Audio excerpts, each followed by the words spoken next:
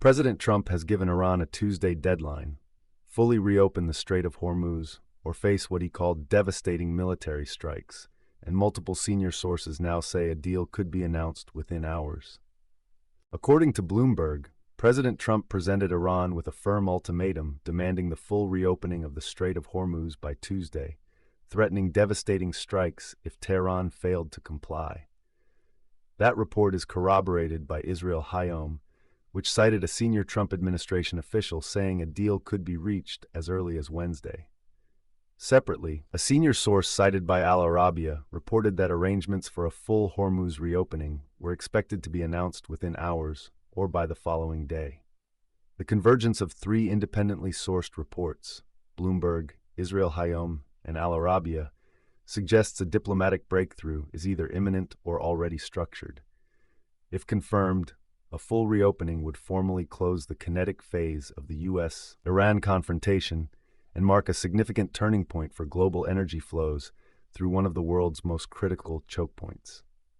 In what may be the most strategically consequential disclosure of this period, Defense News reports that the United States Army burned through virtually all of its stockpiles of Army tactical missile systems, known as ATACMS, and the newer Precision Strike Missile, or PrSM, during the 5-month war with Iran. A second source cited by Defense News clarifies that it is specifically U.S. Central Command that nearly ran dry and has only partially restocked by drawing from other regional commands. This depletion is not merely a logistics problem. Open-source analysts assess it materially degrades the United States' near-term deterrence posture against peer-level adversaries, specifically Russia and China, who are well aware of these inventory constraints. The disclosure raises immediate questions about American readiness across multiple theaters simultaneously. LBCI sources report that the first day of direct Lebanon-Israel negotiations is ongoing, with the atmosphere described as delicate and sensitive. Key sticking points include what are called pilot zones, a cessation of hostilities framework, tunnel demolitions, and the destruction of villages. No breakthrough was reported on day one. Simultaneously and notably, Telegram channel Binjay Bail News documents Israeli tanks accompanied by a D-9 armored bulldozer advancing from Hadada toward the outskirts of Aita al-Jabal in southern Lebanon. One tank reportedly fired a shell at a residence in the area, and a separate explosion was reported nearby. Israeli forces are also documented demolishing structures in the region. The parallel conduct of ground operations during live negotiations is a significant signal. Open-source analysts assess Israel is maintaining military pressure as a lever in the talks. In a brief but significant report, Al Jazeera carried a public statement from a Hamas negotiator acknowledging that a deal to disarm was necessary to, in their words, save Gaza. This represents a notable public acknowledgement from within Hamas leadership, justifying disarmament terms as part of a broader political or ceasefire arrangement. Al Jazeera provided no additional specifics on the deal's structure or timeline. This remains a single-source, limited report, and the details of any agreement have not been independently confirmed.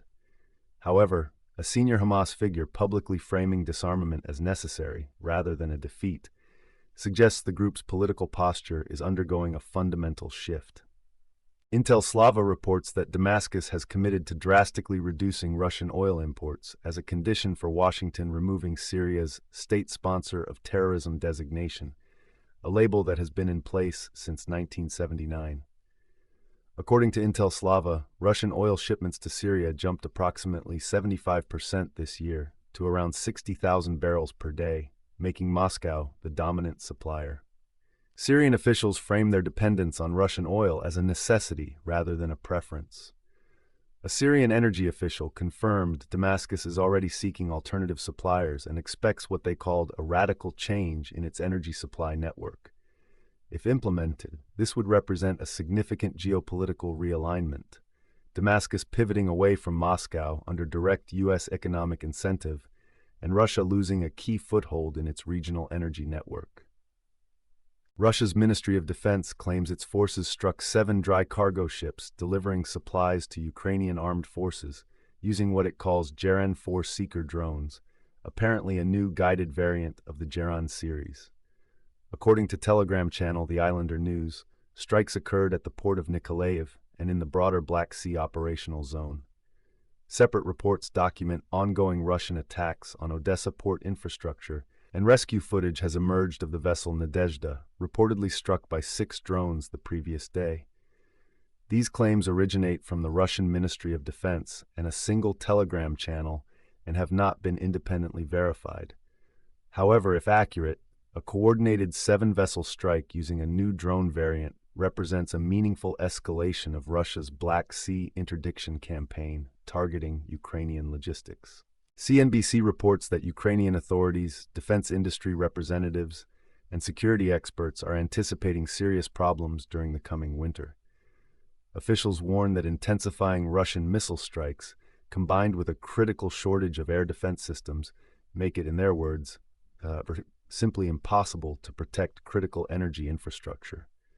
Kyiv is already building reserves of electricity and heating supplies, and Ukrainian officials are counting on additional funding from the European Union for a dedicated winter aid package. According to the Islander News citing CNBC, Ukrainian officials assess this winter could prove more difficult than all previous ones, a significant statement given the damage already accumulated across Ukraine's energy grid. The acknowledged inability to defend power infrastructure heading into the heating season represents a potentially war-shaping vulnerability. Spain's Foreign Minister José Manuel Albares insists that nearly all migrants who crossed into the Spanish enclave of Ceuta have returned to Morocco, dismissing contrary reports as deliberate misinformation. Madrid has deployed civil guard and military units and installed a 500-meter floating maritime barrier off Tarajal Beach. However, Ceuta's regional president Juan Jesus Vivas sharply contradicts the national government, estimating that between 3,000 and 5,000 migrants remain. Local officials report that reception facilities are operating at approximately 2,400% of capacity, with 862 unaccompanied minors being processed.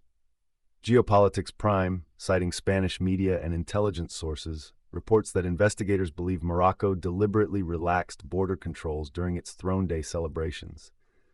Morocco denies this, blaming social media confusion and human traffickers. The stark divergence between Madrid's official position and on-the-ground accounts signals a serious humanitarian and diplomatic crisis. Ribar Africa reports that fighters from the Islamic State West Africa province, known as ISWAP, struck Nigerian military positions in Dan Kasari in the Daso region of southwestern Niger State, killing at least 21 soldiers, including 1 officer. Ribar Africa notes that the Daso region had previously been considered significantly calmer than border areas with Mali and Burkina Faso, making this attack a notable geographic expansion of ISWAP activity. The channel also assesses the attack may have been coordinated with ISWAP's West Africa faction.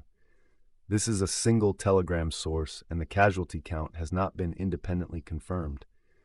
However, if accurate, the strike signals ISWAP's growing operational reach beyond its northeastern Nigerian strongholds, adding another pressure point for Abuja's security forces.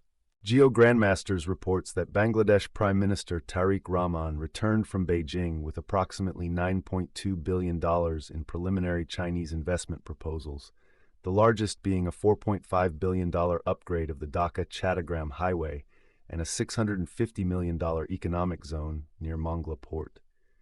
Shortly after, a U.S. envoy visited Dhaka with a different offer: access to Development Finance Corporation funding and an invitation to join the Pax Silica initiative, a U.S.-led program focused on artificial intelligence, semiconductors, and strategic supply chains. Geo Grandmasters assesses that Bangladesh, with 175 million people and Bay of Bengal port access, is one of the few large Asian economies whose geopolitical alignment remains undecided, and that both Washington and Beijing understand that. Strategic assessment. First, the economic picture. The most immediate economic variable is oil. A confirmed Strait of Hormuz reopening would likely trigger a sharp decline in crude prices, which have reflected a geopolitical risk premium throughout the closure. However, Defense News disclosure that U.S. Central Command burned through virtually all ATACMS and PrSM stocks introduces a secondary market signal. Sustained defense procurement demand for long-range precision munitions, benefiting U.S. and allied defense contractors. Syria's commitment to reduce Russian oil imports, per Intel Slava, could modestly shift Mediterranean energy flows and create new supplier opportunities for Gulf producers seeking to displace Moscow in that market. On political stability, Iran's willingness to accept a Hormuz deal, if confirmed, reflects significant domestic economic pressure and military attrition after 5 months of conflict. For the Trump administration, a negotiated reopening without further strikes would be framed as a diplomatic win, though domestic critics may scrutinize the terms.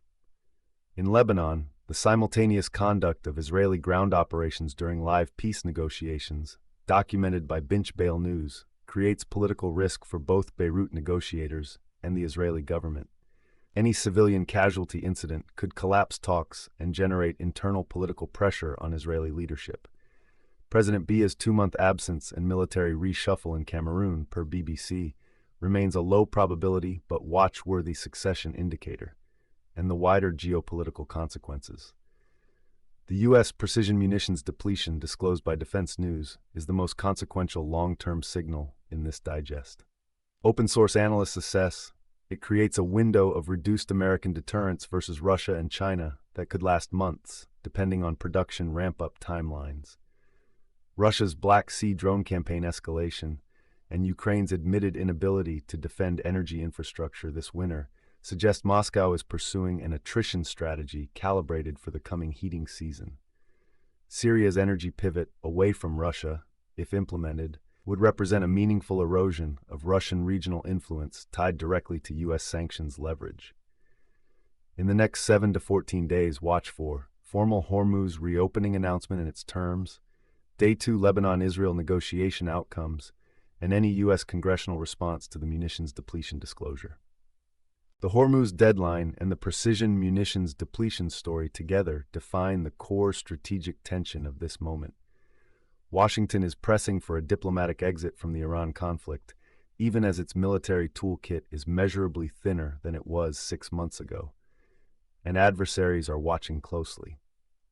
If you want this level of open-source analysis delivered clearly and without the noise, subscribe to stay ahead of the next development. This brief is based on publicly available open-source information and is for educational and analytical purposes only.